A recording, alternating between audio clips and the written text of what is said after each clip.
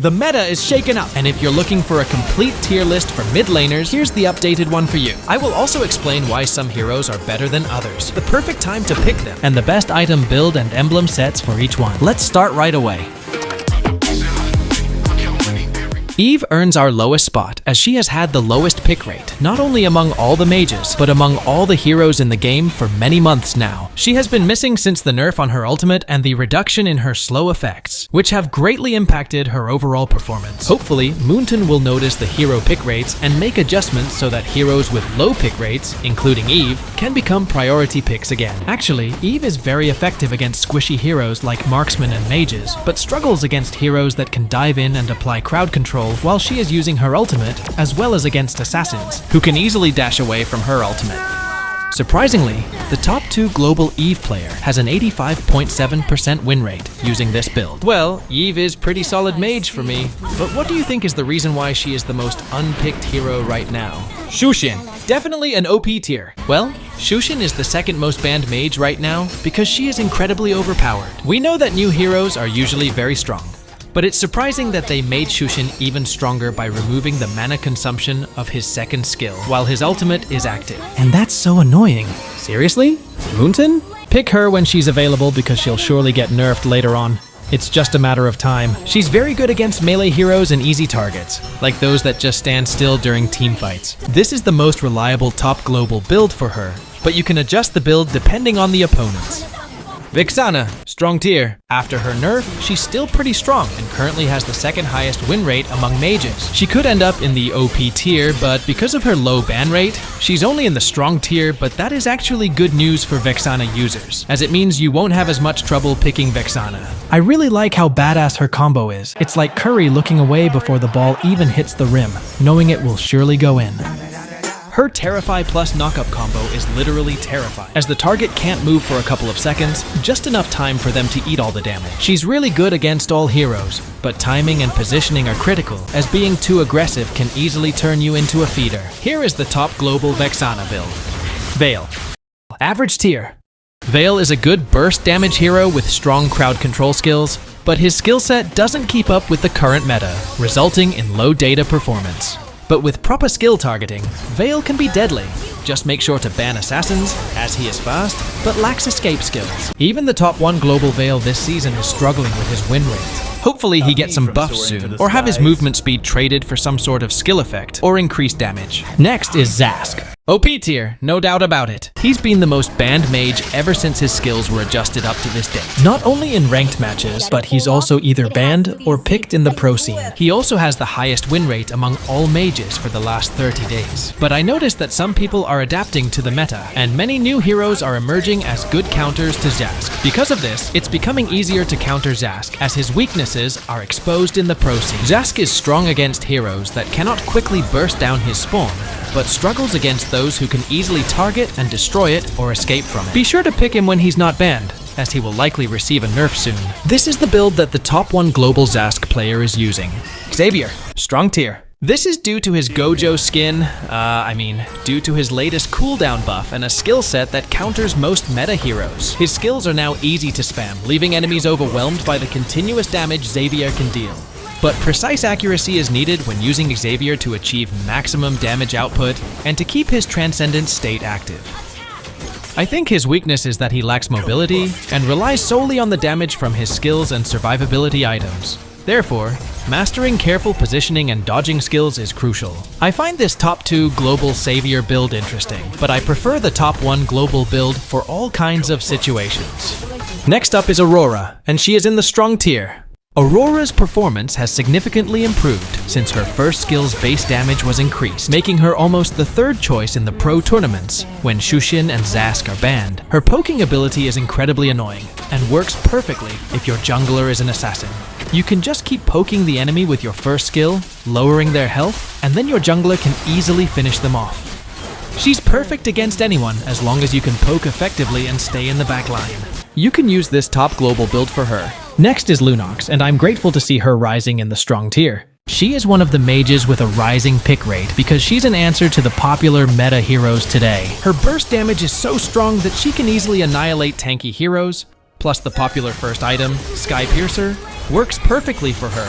and her ultimate is very helpful and great for tower diving and outplaying opponents, which is why she performs well in the current meta. Lunox is perfect against everyone, especially squishy heroes, because she can eliminate them instantly. The updates on Lunox's passive are also very good because she's now easier to use. Now you only need one stack to switch between Power of Chaos and Power of Order. Also, the second skill has 0 mana cost after using Power of Chaos Darkening, which is very helpful in the early game. You can use this top global Lunox build with the Impure Rage variation, or opt for the second build with Lethal Ignition. Choose Impure Rage if the enemy team is tanky, and go for Lethal Ignition against squishy heroes. Next is Odette, and she's in the good pick tier. Actually, she could rise to the strong pick tier because her skill damage is still very strong and her stun has a long duration, but the problem is that her ultimate can be easily cancelled, especially in higher ranks where players will dedicate their knock-up skills and other strong crowd control abilities in the whole game to stop your ultimate, Swan Song. And even Petrify can cancel it. One good update for Odette players is that the Winter Crown can now be used while Swan Song is active, enhancing her survivability. Well, Odette is a strong counter-initiator for me. She can turn the battle if you're on the losing side with just one good ultimate and a monster position. What really surprises me is the win rate of the top 1 Odette player with this build. This level of success can typically only be achieved when you're playing in a 5-man team. So I checked this player's profile and I'm speechless by the massive win rate they have with every hero. I also checked their matches and they must have a super strong squad, or something seems fishy here. Next up is Valentina, and she's now making her way into the strong tier.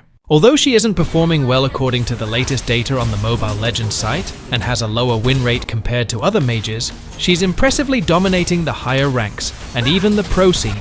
One thing that Valentina excels at, compared to other mages, is her ultimate that is incredibly versatile, giving her a wide range of options for skills to copy from enemies, and allows her to adapt to various situations. Another key strength is her mobility.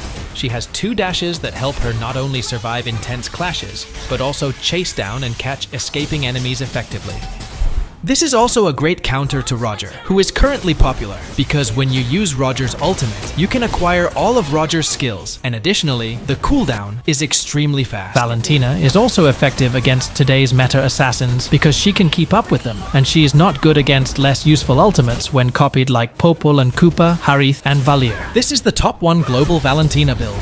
Next up is Farsa, who is in the good pick tier. Farsa is still a good pick right now, but you really need to keep your position safe and always be aware of where the assassins are, as they can easily ambush you during ganks. Maintaining distance is key for Farsa, since her ultimate has so much range and can burst or zone out squishy heroes that are always in the backline. Her main flaw in this meta is that her ultimate requires her to stand still, making her an easy target to fighters like Terizla, Yu Zhong, and other assassins who can easily dive onto her. However, I think Farsa is a super strong pick in a squad, and just look at the win rate of the top global Farsa player with this build. Next is Novaria, who falls into the good pick tier. The reason she isn't on the strong tier or A tier list is due to a massive nerf to her ultimate. Originally, her ultimate had a duration of 9 seconds, but it has been reduced to just 5 seconds, and this nearly 50% reduction in duration that greatly impacts her effectiveness. However, if you're skilled at targeting and hitting your shots, Novaria can still be a strong pick.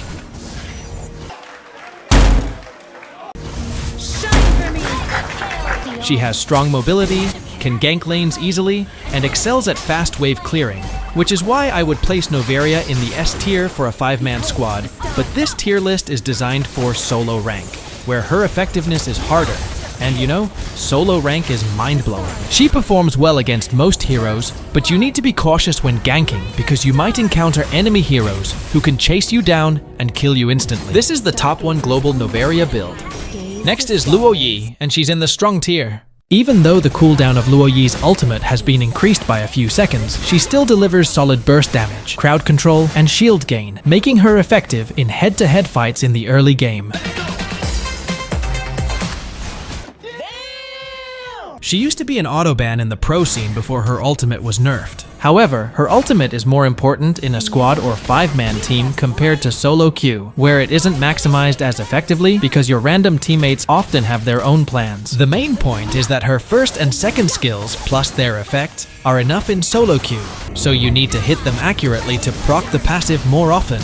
Also, Diversion is a do-or-die skill that can be a game changer with the correct play, or it can be the other one. Sorry. This is the top 1 global Luo Yi build. Next one is Sicilian, and he belongs in the good tier. No doubt he is a super strong mage, but it takes time to unlock his full potential. Unlike other mages with early firepower, Sicilian needs to stack and play safely in the first minutes of the game, and farm his items first. But I'm not saying his early game damage is weak, it's actually pretty decent, and can give opponents a hard time. The longer the game goes, the more it favors him, because he keeps getting stronger. I think Sicilian is a pretty balanced hero with his set of skills, and he performs well against most heroes as long as you can build up your stack. This is the current top 1 global Sicilian players build. Next is Nana, who is in the good tier. Nana is still a good pick for ranked matches due to her high burst damage and multiple long-range crowd control skills. Her abilities allow her to effectively zone out opponents, making it challenging for enemies to engage or make a good position. Her second skill is extremely annoying due to its long duration, which can completely disrupt enemy combos, strategies, and even their mental health. What's fun about playing Nana is her passive ability, and I enjoyed it a lot. Run, bitch! Run!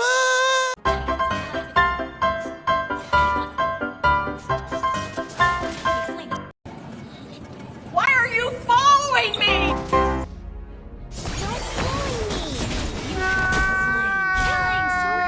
This burst build for Nana is what I recommend for maximum damage. Next is Lilia, strong tier. In the current meta, she keeps up well because she is a versatile mage with fast wave clearing, excellent mobility, and powerful poke abilities, with minimal cooldown in the late game, making her a perfect fit for the meta right now. It has been a while since Lilia's skills were adjusted, but despite that, she remains strong. She can easily bully opponents, even when they're under their turret, because even if you get caught out, her ultimate is ready for a quick escape. So, if you notice, players using Lilia are often quite aggressive because they have black shoes for escape, making it easy to outplay opponents. Lilia is effective against all heroes as long as you know how to utilize her skills properly. And here are the items and emblem I use for her. Next is Cyclops. Boss! Ano yung boss? I mean this Cyclops. And he is on our good tier list. I think Bedowski might be upset if he sees this, but Cyclops really needs a buff or some adjustment to be relevant in today's meta. But I think a skilled Cyclops main can make him overpowered, as Cyclops is especially strong in one-on-one situations and best in solo rank. You'll notice that I use Vengeance on Cyclops cause this helps me consistently win one-on-one situations. And also in a 1 versus 3 situation, I guess? Well, that's not bad. Or you can just use this top global item and emblem setup for Cyclops. And good news, Kagura mains. Kagura has moved up into the strong tier with this patch. One reason Kagura is stepping up is because her skill composition is similar to an assassin's, allowing her to keep up with the current meta today, plus she has a free Purify and a dash skill, which makes her harder to pick off quickly. I also love her combo, where the enemy might think they won't die, but once you finish the combo, they're surprised to find themselves dead on the ground. Kagura is a great pick when the enemy team has a lot of stuns because you can easily escape their crowd control. And here's the item build I use for her. Harith is an OP gold laner, but as a mid laner, he's just in the strong tier. The reason behind this is that Harith needs gold to snowball. He's powerful if you farm well early on, and it's easier to do so in the gold lane because of the gold cards. However, as a mid laner, you need to gank other lanes effectively to secure kills or assists and maintain decent farm. Once you farm well, Harith becomes a monster, and can take on multiple opponents with his skills that allow him to outplay several enemies at once. Well, that 1 versus 3 earlier wasn't that impressive, but look at this now.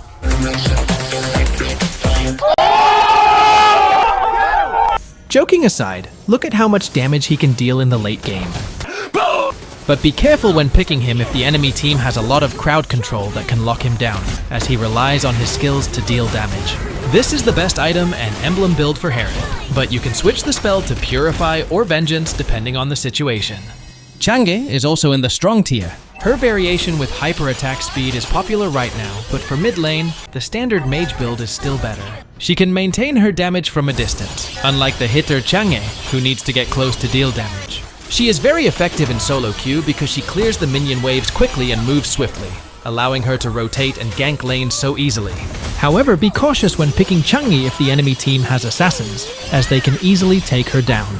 You can use this top 1 global build for her, but if you want to try the hyper attack speed build, here it is. There are situations where Eudora can be effective, serving as an unorthodox counter to squishy supports and assassins. However, her overall performance data places her in the average tier. Well, I think there's something that needs to change for her to step up in this meta.